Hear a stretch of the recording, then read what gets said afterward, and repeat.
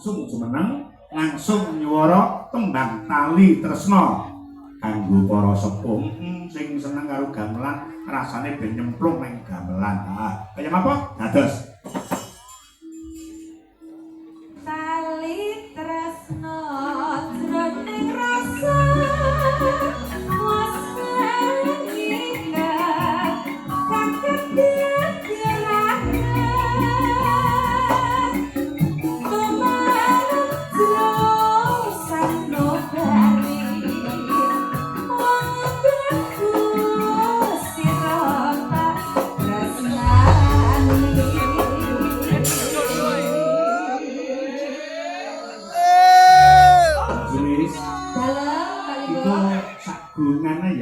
nggih. Dadi awake dhewe iku lek garap digawe setengah kurang. Sak gongan ae. Dene engko lek pengen katok kapan tokan ngono pirang-pirang gongan wong loro ya.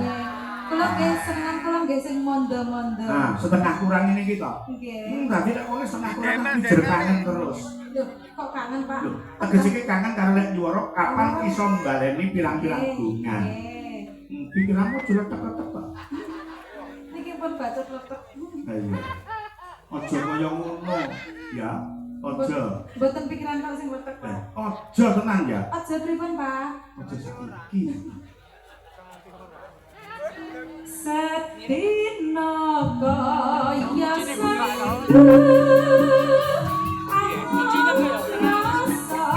ya ya.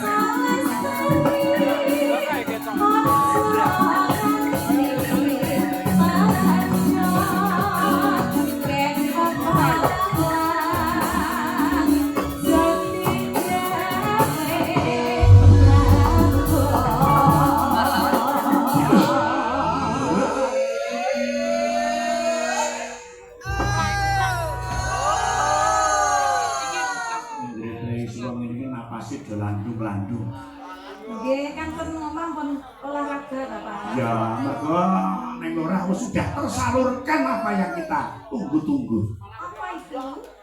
Makan, minum.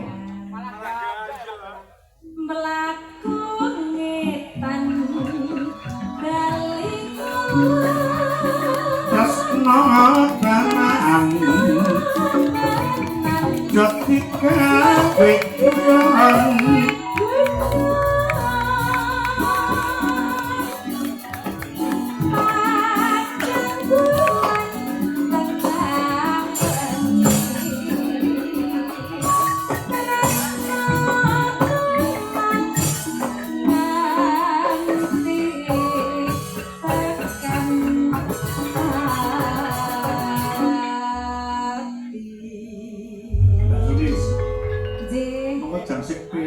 penake iki. Nah, iya ngoten iki penak-penake, Pak. Kuwi enak penake terus wis. Wah, jan wis. Nggih, niki sampun. Pun. Nggih. Dadi nek ngene iki mbayar kan yo ora pate akeh. Iya. Ngono. Wah, jan sik kowe enak wis.